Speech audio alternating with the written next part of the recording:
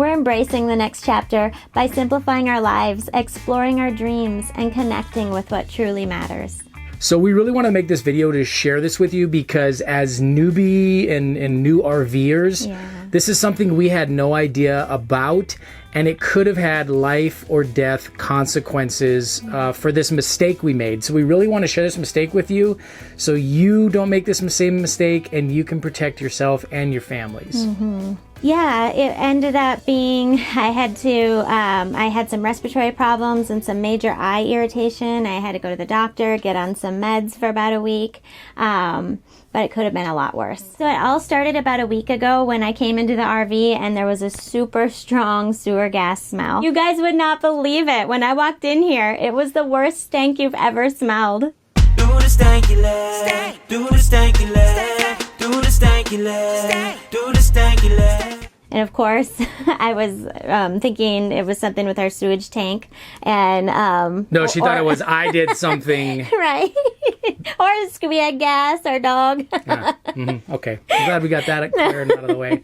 Yeah. But no, you jumped right on it, right? And you started to research how to clean out the black tank, because of course that was common sense when I came into the RV, what we needed to do first. Yeah, so we came in and it was just like the sewer smell would overtake you, and we actually felt bad. Like we had neighbors next to us and stuff, and we were kind of joking like, oh, we're gonna be that stinky like RV neighbor couple that doesn't, I know. But we started thinking about this and we said, okay, while we were doing the renovations on this vintage RV, the RV was sitting for a number of months in the hot sun. And plus we didn't really know, when you buy a vintage or a used RV, you don't know how well they've cleaned out the black tanks or anything like that. So we just got, common sense would say, okay, our black tanks is probably full, and as gross as it is to think about, there's probably some stuff caked up in there that we need to get out. So like Jenny said, I went into research mode, got on the internet, started looking. Yeah, you must have poured more chemicals down that.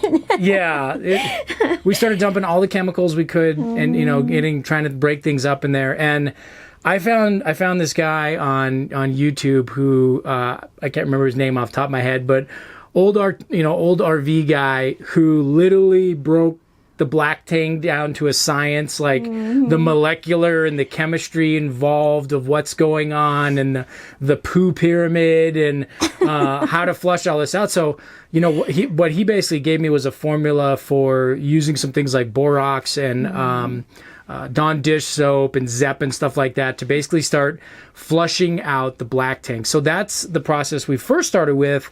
Was, okay, I told Jenny, I'm going to flush out the black tanks.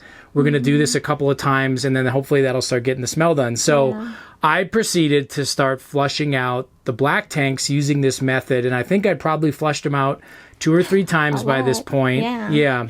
We probably had the cleanest black tank in town by the time we were done.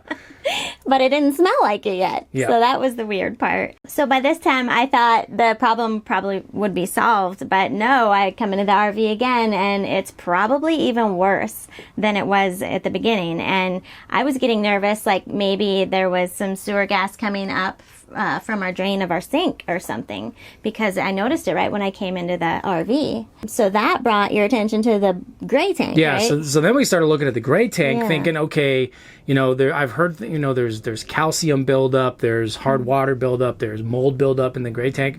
So then we started doing a flush of all the gray tanks, thinking the same thing, that there must be something in there. And then I think it was, so at that point we had probably flushed the black tank and the gray tank multiple times. And we still had this strong sewer smell. Not getting any better. Yeah. So then we ended up, okay, now let's get on top of the RV. Let's look at, is the, is the tank being ventilated properly? To no avail. None of these things were working.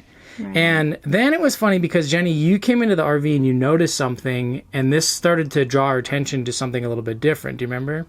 Yeah, I do. I came in, and at this point, like, I think this was day 4 or 5 or something, and the smell was so strong, I almost felt like I was going to pass out.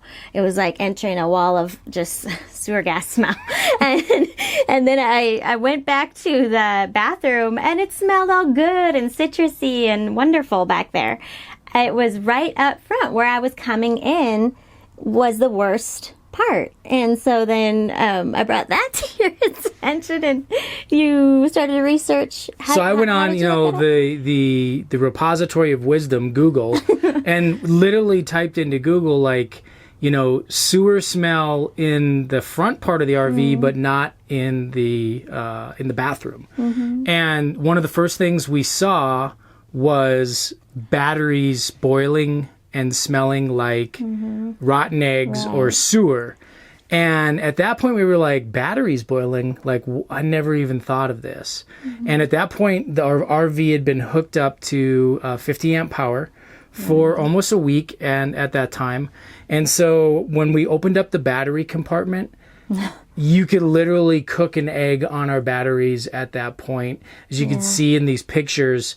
So this is what happened. And when we realized this, we realized, okay, the batteries that are in for the house batteries, what they're called, the house batteries, we had 3 batteries that were the old lead acid type batteries that you actually have to add distilled water and refill the electrolytes in these batteries when they heat up. I didn't know that. Yeah, it's something, if you've done it, if you had an older car battery, you do it, but you didn't think about it. And the other thing that we didn't realize was that in these older vintage RVs, your house batteries are a lot of times, like ours are underneath the stairs and they're inside with us.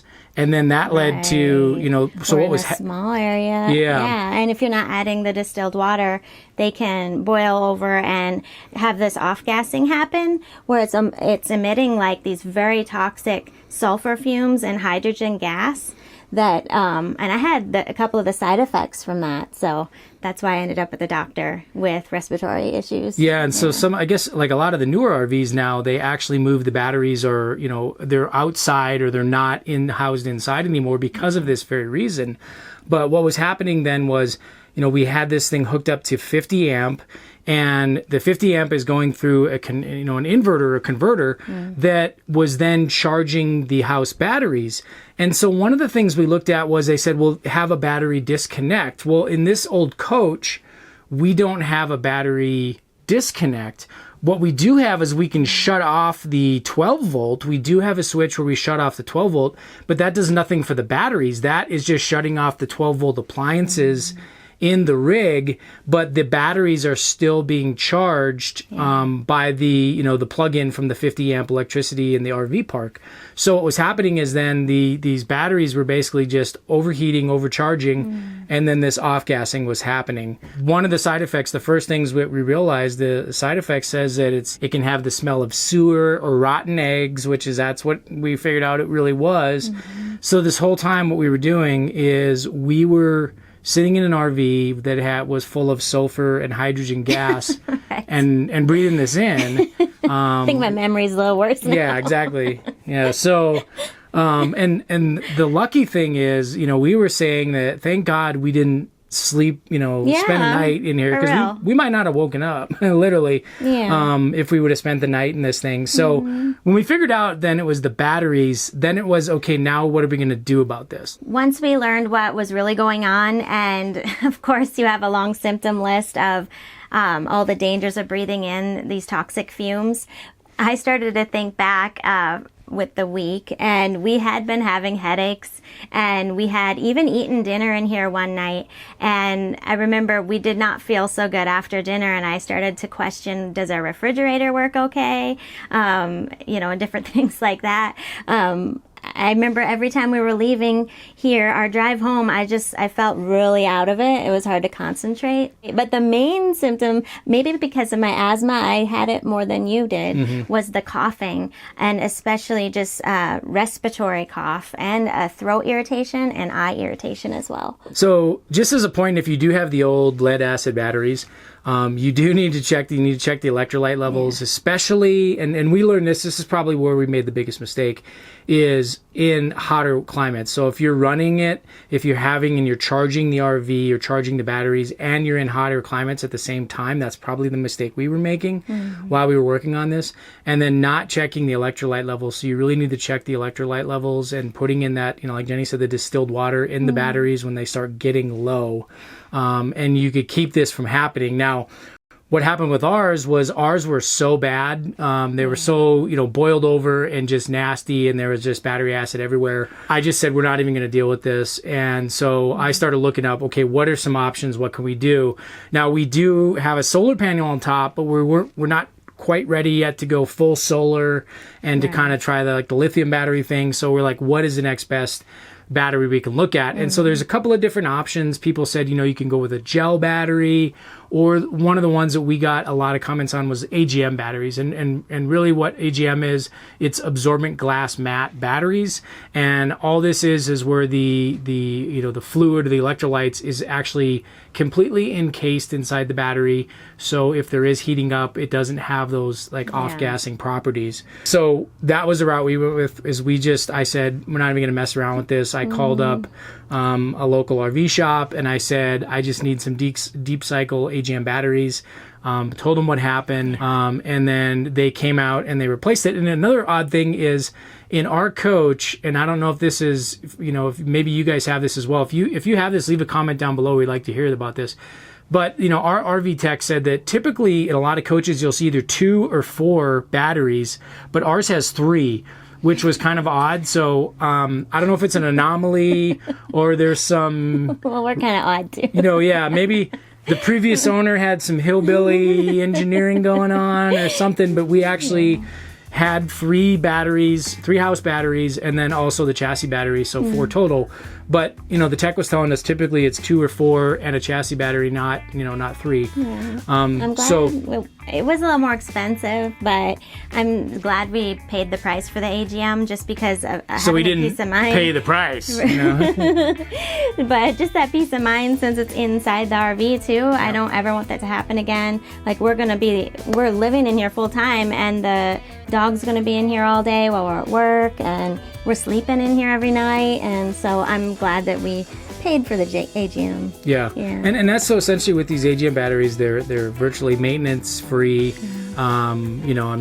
Just like any other battery, you want to check your posts and check the connections and things like that. But we've been monitoring the battery now. So we've been in here, we've been on power, on 50 amp power for 2 weeks now with the AGM batteries. Yeah. The AGM batteries have been fine. There's been no smells. There's been no odors. We haven't died. So for the most part, we think we're in the clear here. Right. But this is just something I think, and as newbie, this is something you just don't think of. No. As a new RV owner, this isn't something you look at. And like we said, a lot of the newer RVs or fifth wheels, the batteries are actually housed outside of your main cabin area, and for this very purpose. But with these older vintage RVs, just let it be a warning. If you do have batteries inside, you might want to check them if they're lead acid. If you want to stay with the lead acid batteries, then make sure you're checking your water levels, your electrolyte levels on a consistent basis. Or if not, you can move to something like this gel or AGM battery like we had to